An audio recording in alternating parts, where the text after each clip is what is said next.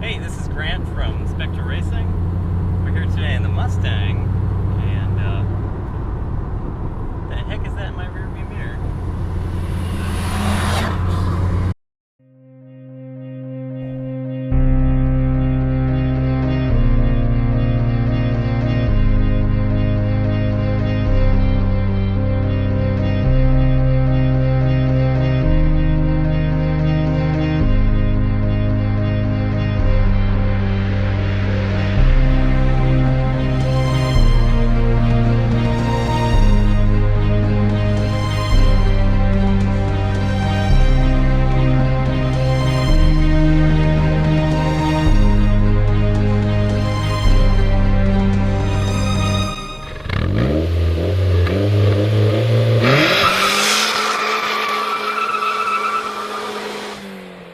Hey, this is Grant from Spectre Racing. I'm here today with my friend Buck in the 2009 Toyota Yaris and with a custom turbo.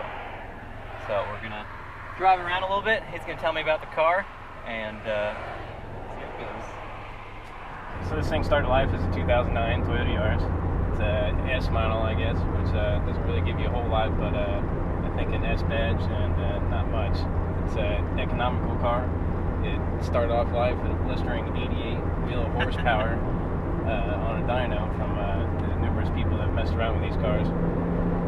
Since then, it's got a full Megan Racing coilover suspension on it. It has a Nitto front bar. It has a Megan Racing C-pillar bar.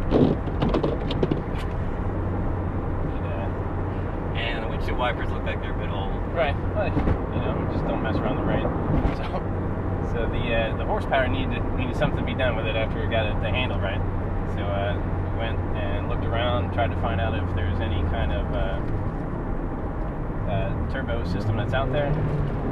Really wasn't a whole lot, and found a company out of Thailand that makes a Sage turbo kit, which is supposed to be just a quick bolt-on kit, which I found out was not the case. But that's why a good thing that I know what I'm doing. So we took the Sage turbo. Took the parts that we could and fit them appropriately, and then we had to go ahead and buy the other things to make everything work effectively. So with there, we got a better blow off, we got the plumbing right.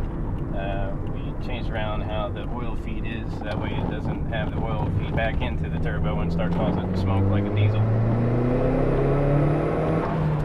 Wow, and the power delivery is smooth. You don't really have a ton of turbo lag. No, to compliment to that, we got it's tuned with a AEM FIC piggyback, so it's been a couple hours on the dyno to make sure that we had the power curve right, because I guess the primary purpose of driving around and having fun with it is for autocross, so you don't want that explosive turbocharged power. It just kind of comes out of nowhere. Yeah, so you kind of want the progressive power, so you're not, otherwise you have to plan ahead for your power. I've driven a couple cars with a lot of turbo lag. That's right. So yeah, then you just kind of start pushing everywhere and never able to actually turn.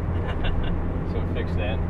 You guys can't see in the camera, but you'll see later on in the video that I got a slew of gauges, make sure that I know that everything is where it should be with air to fuel, RPMs, the boost, the oil pressure, the temperature, and all that.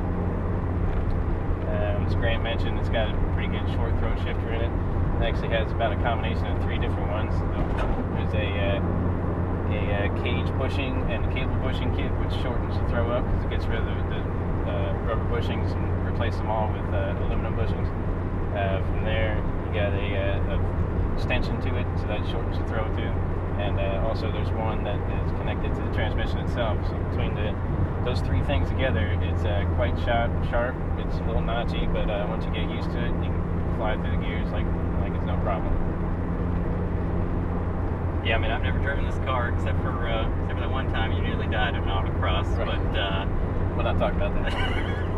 It's another story. But yeah, I didn't even miss a gear first try. It's very smooth. As you know, Buck is one of my main competitors at autocross.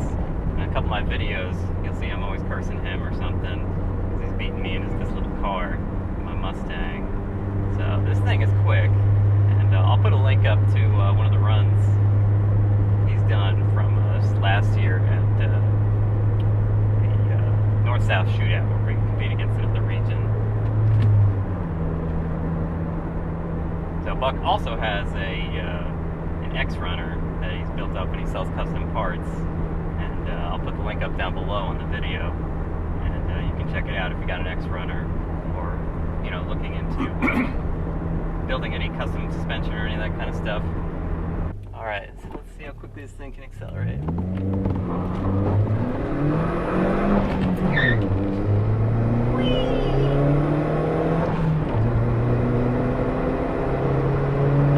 Wow, I really like that shifter. It feels really good. Not too much torque steer. Feels nice, even on the, what are these, Nitto NT 450s? Yeah, we got the street tires on today, so we got the Nitto NT 450s. So we got good 300 wear tires, which is good for commuting, but as far as really breaking down on autocross or whatever, then they would be horrible. And this car is daily driven by Buck, so It is. it really is a testament to him as a builder that it's in perfect condition. I almost never see him broke down at the autocross circuit. All right, so we're gonna pull up to the gas station here, and we're gonna switch seats, and we're gonna have Buck take us to one of his secret location. Pretty much, it's one of his properties, so it'll be private road, and we'll see what this thing can do. All right, so we're here at Buck's secret test facility. It's a secret. Better known as one of his properties, so it's not a public road. So we're going to do a 60 to 0, a 0 to 60, and some flybys. See how well this thing can turn. Let's do it. All right, here we go. We're going to do a 0 to 60. Ready? Let's hit it.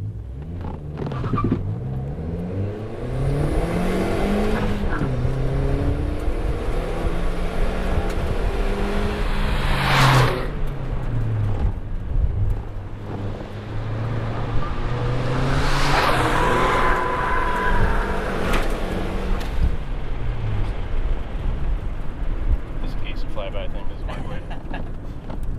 Wow, this thing's pretty quick. All right, we're going to turn back around, and we're going to do a 60 to 0. It's a small car when your knees touch the other guy's hands Right. on the shifter knob. Hey. Totally not gay. Totally not. All right, so we're going to do a 60 to 0 here.